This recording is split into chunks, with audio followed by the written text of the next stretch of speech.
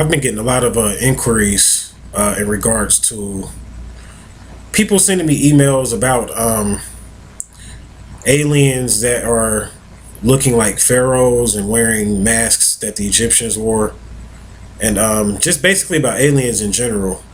And I kind of want to point some things out as far as my views on aliens in relationship to the gods and the immortals and things like that.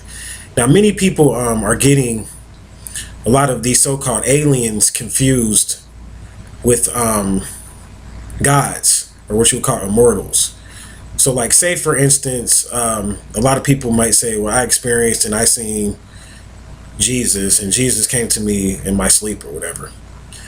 Now, what you have to feel, what people fail to realize is, and what you have to understand is that there are beings that live on this earth that you can call aliens, but they've been living on this earth much longer than human beings have been living here. And I know I say this all the time, but so, like, there are beings that live in the center of the earth, and they live basically on the fourth dimensional aspect of the earth.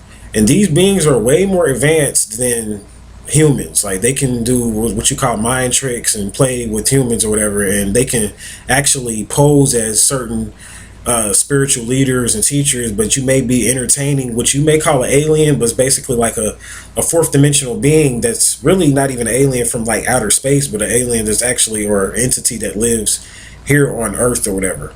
So, like, when you start dealing with like guys, like, even not even just Jesus, but like Set, some people say they had dreams about Isis, and just all type of different entities, spiritual entities and spiritual leaders and gurus. A lot of people are confusing. They're thinking that this might be Isis and the Set and Osiris, and these people that you're seeing are Jesus or Buddha, or you might be entertaining what an alien, or basically a level 2 civilization being. And this is what people fail to realize, because they can conjure up images and basically project mental images into your mind. I mean, they can do this via technology and via tapping into the higher senses of, like I said, psychometry, telepathy, clairvoyance, and intuition. These beings that live in these higher civilizations, they function on these higher senses. So, like, whereas with me and you, we only believe what we see, touch, feel, hear, and taste, they basically operate on higher senses. So they're not really worried about like physical, like we're basically like physical material beings, and these beings or entities are past that. So they can project and send out images to you and deceive you. And this is something that people need to realize or whatever. So before you think that this is your God or your spiritual guru or your leader, there's ways that, you know, if people get into testing the spirit, there's ways that you can test the spirit to see if it is tried, tested, and true. And one way to do it is that you command that entity, if they're coming to you and you're conscious of this, you ask them in the name of Anu. You say, in the name of Anu, I want you to tell me who you are. And you command them to do it. You make a command as a magician.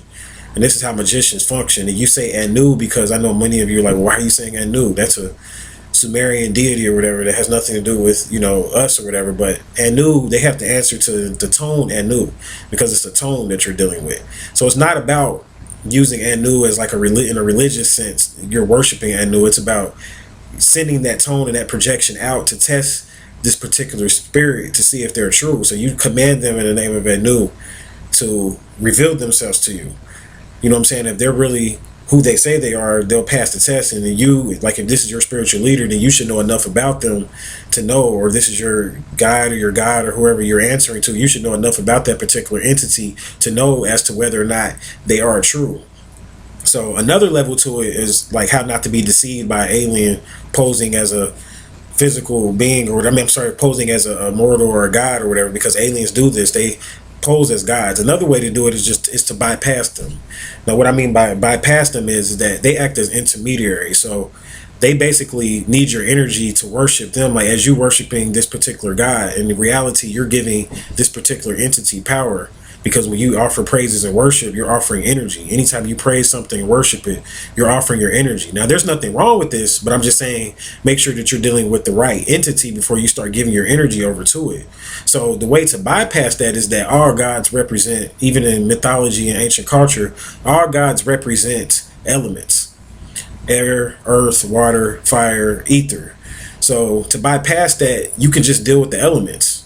You can just directly deal with the elements to bypass being deceived by an alien or being deceived by some type of entity that is posing and acting like they're your god or whatever. Like, to bypass that, you could just deal with the straight elements or whatever and just honor the elements. And there's different rituals that you can do to honor water elements and water spirits. There's different rituals that you can do to honor fire spirits, earth spirits, and air spirits. And when you do that, it's really, it helps you a lot better when you just go ahead and tap into the elements, because you're bypassing this intermediary and you're tapping into the actual power that the element has to offer. So like when you study ancient Egypt and you deal with the Natiru, those of you that know what the Natiru are, many people say, well, the Anunnaki and the Natiru, those are the same thing. No, the Anunnaki being sat in the seat of the Natiru and posed as the Natiru and basically acted as intermediaries of the Natiru. But those of you that study ancient Egypt and ancient Kamite culture know that the Natiru were elements. They were animals on one level, because you can deal with animal spirits as well, and that's another way to bypass all of this alien stuff, is to deal with animal spirits. If you don't want to be deceived by an alien, is to deal with animal spirits, or to go even past that, you can deal with the elements themselves. And that's what the Natiru were. They were animal spirits. I'm talking about before you saw the anthropomorphic physical manifestation of a Set and all these different beings that we're very familiar with. See, we anthropomorphized them to basically look like us, because that was something that humans did. But before, when the ancient indigenous cultures first started working with these different nature spirits that you call the Natiru, because nature and Natiru are basically the same word, they were dealing with them from an animal, elemental standpoint. And that's really important to understand, because it's a lot harder to get deceived by a physical being or alien or extraterrestrial when you deal directly with the elements themselves versus dealing with the anthropomorphic or the image, because we get caught up on images. And like, you want to go past that by dealing with the element themselves, or dealing with, like, say for instance, Tahuti. Tahuti to you may have looked like an anthropomorphic physical being or hermaphrodite, but before that, Tahuti was the baboon. He was a baboon, and that's what the ancients honor him as the baboon. So when you start dealing with animal spirits, you can honor the baboon, and in that you're honoring Tahuti.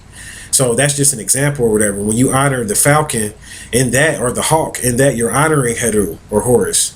So that's how you basically want to like bypass being deceived by an alien or even a ghost or some type of spiritual entity that is trying to sit in the place as an intermediary to get your energy, to take your energy, to give their existence power, because they need your energy, your praises, and your worship to give their existence power. So this is why, like, when someone calls on Jesus or something like that, the reason why it works, and I'm not saying you shouldn't, but I'm just explaining to you why it works. The reason why calling on Jesus or something like that works is because of the energy of so many people that call on Jesus on a day-to-day basis. They call on that energy and that tone. So when you tap into it, you can get certain, your prayers or your, you know what I'm saying, your intentions answered based on the fact that that energy is readily available here in the collective conscious mind of the people, because we have what's called collective conscious. So if enough people believe in a certain thing, then that thing becomes real in the occult realm. So it's not about whether or not Jesus existed or didn't exist. It's about the fact that a collective amount of people believe in Jesus. So this is why calling on him works. And this is something that's very important. So when you start dealing with that, that's why, like, bypassing the images and dealing with either the tones, the animal spirit itself, or the element, you bypass all of that, because every deity, even when you deal with any system you deal with, you can name me a system, they always go back to animal spirits and elements. I don't care if you're dealing with the Orishas, I don't care if you're dealing with the Natiru, I don't care if you're dealing with some of the Hindu guys, they always are represented by an element, and they always have a counterpart of an element: air, earth, water, fire, or all together, which is ether, which is all the elements put together. They're always represented by this particular element.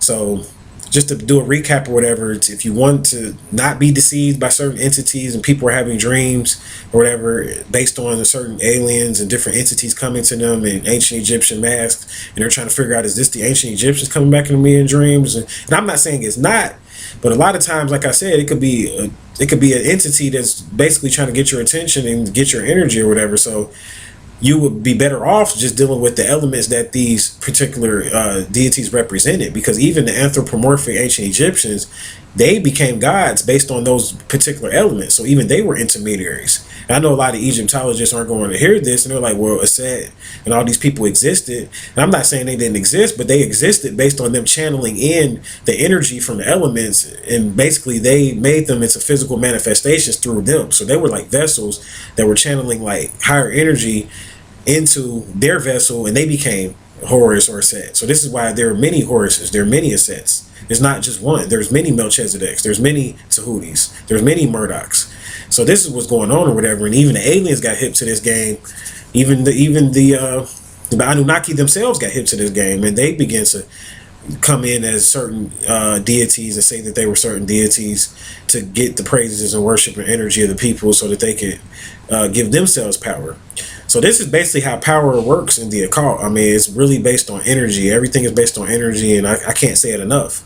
So you want to make sure that you offer your energy to the right causes and work your magic a certain kind of way by basically, like I said, bypassing images and stop getting caught up so much on images and start dealing with the elements and the principles behind the images. And that's really when you get in tune with alchemy, because magic is when you use like things that are already in existence and put them together. Like, for instance, if I use this herb, and this herb, and I put them together, that's magic. But if I tap into the elements and I begin to change the molecular structure of certain herbs, and that's alchemy. So when you deal with the elements, you know what I'm saying, you deal with the elements on the periodic table, like hydrogen, helium, and all of that. That's when you get into alchemy or whatever, when you learn how to change the molecular structure, basically to create a certain effect that you want to create. So that's pretty much my synopsis on how not to be deceived by an alien posing as a god. So I hope this helps. For more enlightening information, I hope that you visit my website, and I'm going to leave you in peace.